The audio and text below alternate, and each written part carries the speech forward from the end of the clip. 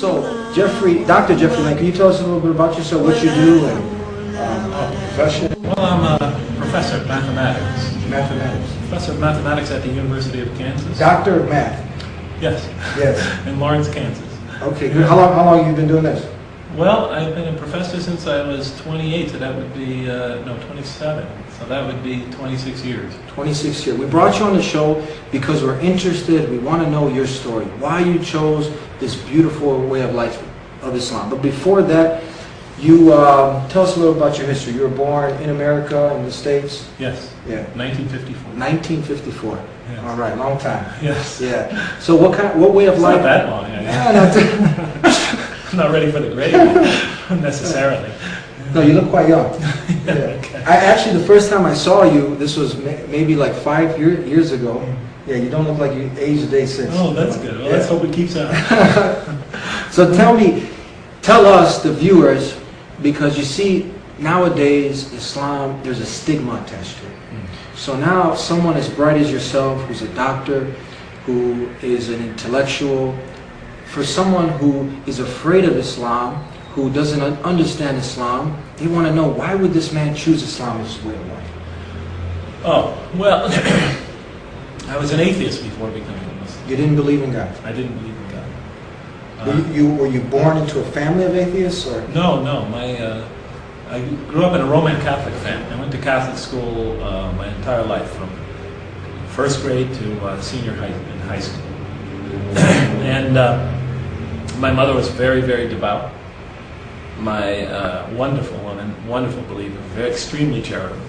My father, he believed very much in God and in the Catholic Church, but he had a terrible drinking problem. He was an alcoholic and he was very violent.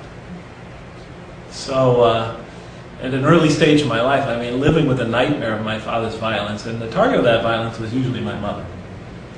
And I remember praying when I was a little kid in bed, night after night, please take my father out of our lives. Stop this unending nightmare. The guy, it was that bad? It was that bad. I thought he was going to kill her. I thought I'd wake up in the morning and not find her there. Of course, I'm a young kid at the time, 8, 9, 10. As you grow older, you realize, oh, this has happened many times. She'll survive. So, but, it leaves very deep scars. So when I was 16, it created in me doubts about the existence of God. Why would God, this loving God, expose my mother to lifelong torment and torture? What sin did she commit to deserve this? Why would he let the strong oppress the weak? Why would he create us to experience such violence and suffering in this way? There's nothing wrong with wanting to know the answers to these questions. It's natural. Of course not. It is natural, especially when you're living with them daily. So doubts about the existence of God crept in early in my life. And they only got accentuated as I grew older, and we experienced the Vietnam War, experienced the race riots in cities like mine of the 60s, the assassinations of political leaders. It was rampant, or at least it seemed that way at that time. Heroes like John F. Kennedy and Robert Kennedy and Martin Luther King get gunned down, to replaced by the most corrupt rulers that we thought. So, why would God make it this way? The question, which was rooted in my childhood experience, grew as I got older. So when I was 16, since I could never find really, even though I was in Catholic school all of my life, and this is nothing against the Catholics, even though I couldn't find coherent and cogent answers to those questions, 16, I became an atheist.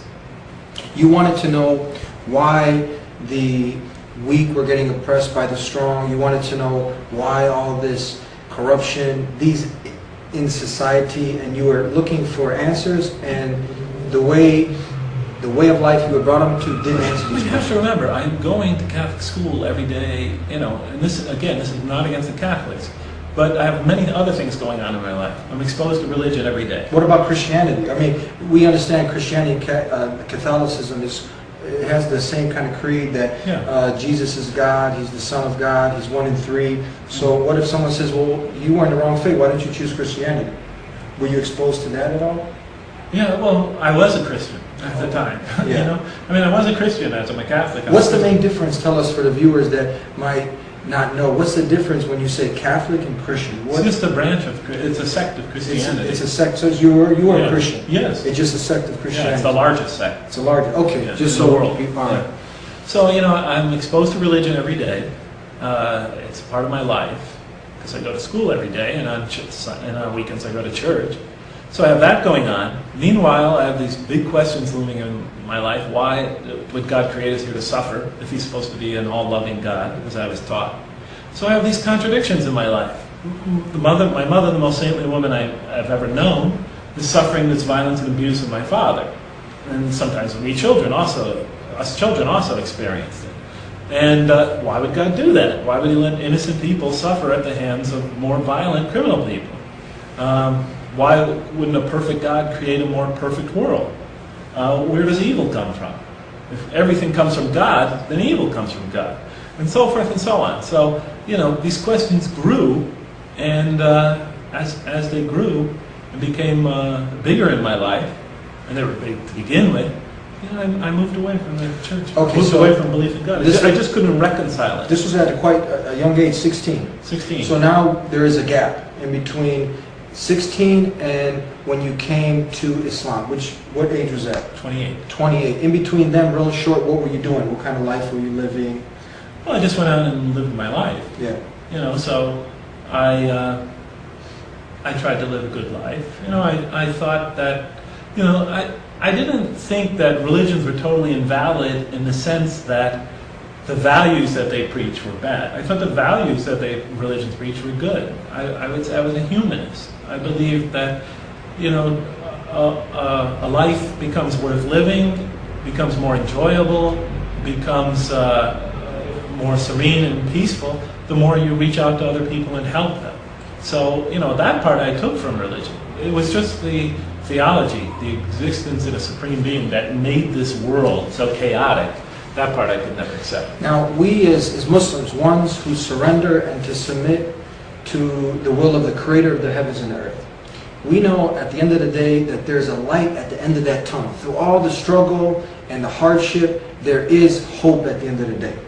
But how did you, as an atheist, one who didn't believe in God, was there hope at the end of the day? Was there light at the end of the tunnel when you would hit rock bottom? And did you ever hit rock bottom that you were like, who would you call out to? Who would you, when you're alone in your room, it's pitch black, or you just came from a hard day, the world's on top of you, you feel like it's going to crumble over you, who do you reach out to? Who did you reach out to? Well, I think I pretty much relied on myself. Yeah. Was that hard? Was that really, or you just got used to dealing with it, or? Well, yeah, I got used to, and I never really had to get used to dealing with it. Surprisingly, my life went pretty smooth after I became an atheist. Yeah. Yeah, I went away to college, got away from the family. I see. Was married, when I was around 21. The marriage didn't last, but it was a peaceful marriage. Yeah. It lasted a couple of years. I was very successful in school. Went to graduate school. Yeah. Did well there. So nothing really went badly, and but I assumed that if something did go badly, that was just one of the accidents of life. So where the shift now? If everything was going smooth, you're going to school, then how the shift? Why the shift? Oh, from being an atheist to now discovering this way of life, Islam. yeah. How did this turning point happen? Well, when I finished graduate school at Purdue University, not too far from here, I went to my first teaching job, which was at the University of San Francisco. And there I met some Muslims, a nice family. They sort of adopted me and vice versa. Yes. And I used to discuss these issues and these questions with them. And they had a very difficult time answering them. Yeah. And so one day, they gave me a copy of the Quran as a present, with the understanding that they couldn't answer the questions. But, perhaps if you're still interested in looking, you might look in here. Yeah. They were really not the type to try to convert somebody. Yes. And I didn't feel that was their motive. If I did, I probably would have shied away and not ever seen them again. But it was like a peace gesture, It was their sincerity in just trying to give a gift. Right. We can't deal with these questions. We have no idea how to answer them. Yeah. But this is our scripture. If you'd like to look in there to learn more about Islam.